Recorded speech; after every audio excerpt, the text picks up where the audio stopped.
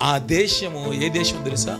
దేవుడు లక్ష్య పెడుతున్న, ఆమేన్, సూర్యుడు ఉన్నంత వరకు ఆ దేశం ఉంటుందంట. హల్లెలూయా. నువ్వెన్ని బాంబులు వేసుకో, కానీ ఆ దేశం ఉంటుందంట అక్కడ. ఈ దేశము ఇజ్రాయెల్ దేశం. 2500 కిలోమీటర్లు దూరం ఉన్నటువంటి ఆ దేశం మీదకి యుద్ధ విమానాలు వేసుకొని వెళ్ళి బాంబింగ్ చేసి టక్కనొచ్చి మరలా ఎడుంచి వెళ్ళిపోతున్నారు. ఎవరు? ఇజ్రాయెల్. అన్ని వెళ్ళి అలా వస్తున్నాయి.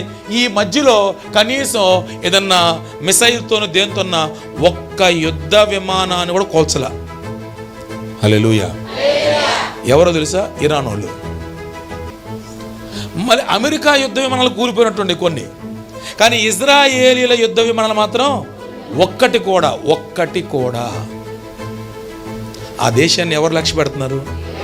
అది జలలు ఓటలు గల, అది మంచి, అది దేవుడు కోరుకున్న, పితరులు నివసించిన, సాక్షాత్తు యేసు ప్రభు వారు పుట్టిన, తిరిగిన, అద్భుతాలు చేసిన, ఆశ్చర్య కార్యాలు జరిగించిన, సువార్త బోధించిన, తన రక్తాన్ని చిందించి ప్రాణం పెట్టి సమాధి చేయబడి తిరిగి లేచిన, మరలా తిరిగి రాబోచున్నా, ప్రైజ్ ద లార్డ్, అక్కడే సింహాసనాన్ని స్థాపించి 1000 ఏళ్ళు రాజ్య పరిపాలన చేయబోతున్నాడు.